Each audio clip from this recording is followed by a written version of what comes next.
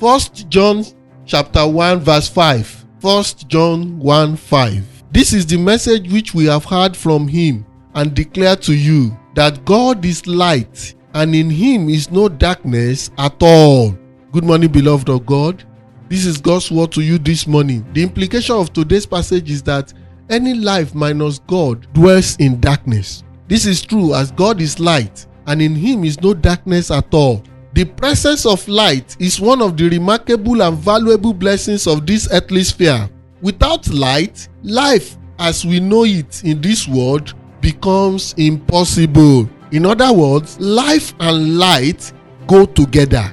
Beloved, while darkness is the symbol of sin, sickness, sadness, sorrow, defeat, weakness, in contrast, light is a symbol of life, purity, strength, beauty, and vigor. Light and darkness also represent morally what is right and what is wrong, respectively.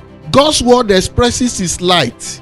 Psalm 119 verse 105. That passage says, "Thy word," or your word, "is a lamp to my feet and a light to my path." Verse 130 of the same chapter of Psalm says, "The entrance of your word gives light. It gives understanding to the simple." Beloved, light is so powerful that in his presence, darkness gives way and disappears. Filthiness gives way to cleanliness. In the presence of light, dishonesty gives way to honesty. In the presence of light, carnality gives way to spirituality. In the presence of light, hatred gives way to love. In the presence of light, injustice gives way to justice. In the presence of light, ungodliness gives way to godliness. In the presence of light, unrighteousness gives way to righteousness. In the presence of light, laziness gives way to hard work. In the presence of light, worldliness gives way to godliness. In the presence of light, weakness gives way to strength. In the presence of light, faithlessness gives way to faithfulness.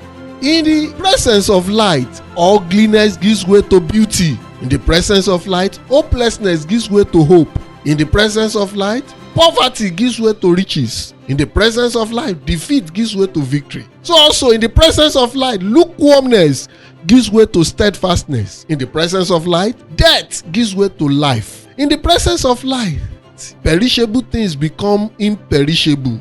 Mortality begins to enjoy immortality as it encounters light.